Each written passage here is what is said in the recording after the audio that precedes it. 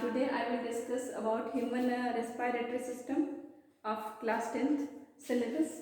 At first, see the structure of respiratory tract. As respiratory system is differentiated into two parts: respiratory tract and respiratory organ.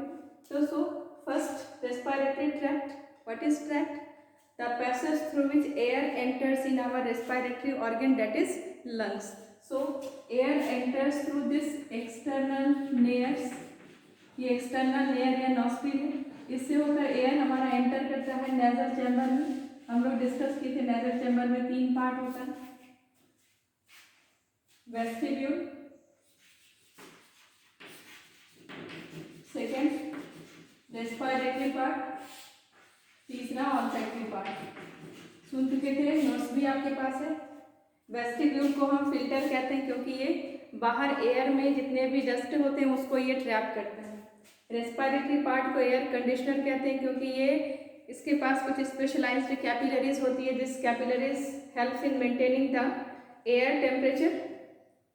And last is olfactory part. These are sensory cells which are connected to our brain and these olfactory cells are sensitive to smell. ये था nasal chamber. After nasal chamber air enters in pharynx. Pharynx is the common path through which food and air enters. Air enters in pharynx through internal layers and food enters in oropharynx.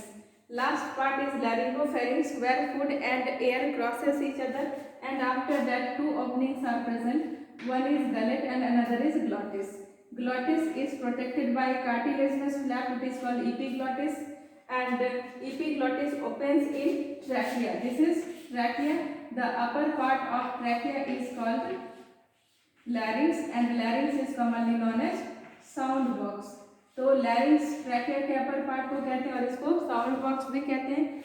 trachea हमारे पास C-shaped cartilaginous ring से protected होता है और ये C-shaped ring trachea को collapsing से बचाता है.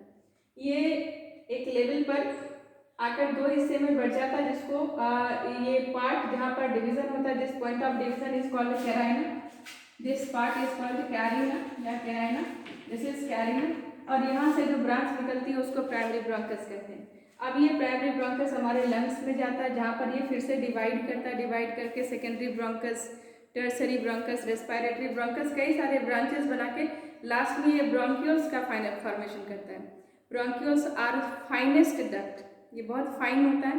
जब तक ब्रोंकस हम बोलते हैं, primary bronchus, secondary bronchus, tertiary bronchus, जो भी हम बोलते हैं, तो ब्रोंकस तक C-shaped रिंग प्रेजेंट होता है. और जैसे डिवीजन के बाद ब्रोंक्यूल बनते हैं तो फिर यहाँ पर C-shaped रिंग के बजाय वहाँ पर एक केमिकल होता है जिसको सर्फेक्टेंट कहते हैं, and that chemical is dipalmitoyl lecithin which protects the bronchiole from collapsing, and trachea and other part of bronchus is prevented from collapsing due to presence of C-shaped cartilaginous ring. Clear?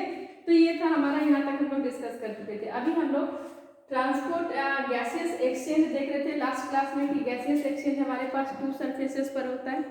एक alveolar surface है और दूसरा cell tissue level है.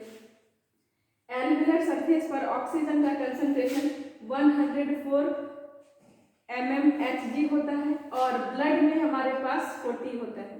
तो ये diffusion यहाँ पर gases का डिफ्यूजन होगा क्योंकि कंसंट्रेशन में डिफरेंस है. हाई और लो की बात हो रही है तो मॉलिक्यूल अपने हाई कंसंट्रेशन से लो कंसंट्रेशन में डिफ्यूज कर जाते हैं. तो इस जगह पर हमारा जो ऑक्सीजन है ये डिफ्यूज करके ब्लड में आ जाएगा.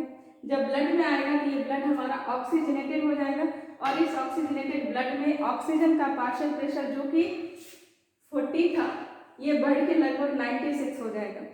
ये ऑक्सीजनेटेड ब्लड पल्मोनरी वेन के द्वारा लेफ्ट एट्रियम में आएगा और लेफ्ट एट्रियम ओपन होता है लेफ्ट वेंट्रिकल में. लेफ्ट वेंट्रिकल से ये ऑक्सीजनेटेड ब्लड जिसमें 96 mmHg ऑक्सीजन है ये सिस्टमिक एओर्टा के थ्रू हमारे सेल्स टिश्यू तक पहुंचता है. फिर से कैपिलरी फॉर्मेशन करता है. Near the cell tissue concentration of oxygen is 20 and concentration of CO2 is 52 mmHg. And in the blood concentration of oxygen is 96 mmHg and concentration of CO2 is 40. So diffusion occurs. O2 enters in the cell and CO2 comes out from the cell from high concentration to low concentration. Now the blood becomes deoxygenated. The deoxygenated blood is transported to the right atrium and from the right atrium it is passed to the right ventricle, and from right ventricle pulmonary artery arises which transports the deoxygenated blood to alveoli. In the alveoli again see the concentration of oxygen as in blood, CO2 is high and CO2 यहाँ पर 52 था, यहाँ पर 40 है, तो CO2 diffuse होकर के ये बढ़ा के 45 हो गया। यहाँ पर CO2 45 है और ऑक्सीजन 40 है, क्योंकि यहाँ का ऑक्सीजन सेल में चला गया, तो ये 96 से घट के 40 हो गया। और CO2 इसका CO2 इसमें आया तो ब्लड में CO2 बढ़ के 45 हो गया। ये कंसंट्रेशन वाला ब्लड जब यहाँ पर पहुंचा तो फिर से एल्वेलाई के पास ग्रेडियंट देखो, ये हमारे पास PO2 104 है, PCO2 हमारा कितना है, तो PCO2 हमारा 40 है, तो अब यहाँ पर 45 CO2 है, तो ये यहाँ से एल्वेलाई से निकल जाएगा और ऑक्सीजन इसके अंदर आ जाएगा, ये ब्लड ऑक्सीजनेटेड हो जाएगा, इधर का ब्लड हमारा डीऑक्सीजनेटेड है। ठीक है, तो इसके बाद अब हम लोग देखेंगे ट्रांसपोर्ट ऑफ रेस्पिरेटरी गैसेस। दो जगह पर एक्सचेंज हुआ, एक्सटर्नल रेस्पिरेशन जो एल्वेलर सरफेस पर हुआ, इंटरनल रेस्पिरेशन जो सेल टिश्यू लेवल पर हुआ। PDF भी आपको मिला हुआ है। नेक्स्ट पार्ट हम लोग देखेंगे transport of respiratory gases. Oxygen का ट्रांसपोर्ट किस फॉर्म में होता है, CO2 का ट्रांसपोर्ट किस फॉर्म में होता है, इन द नेक्स्ट वीडियो।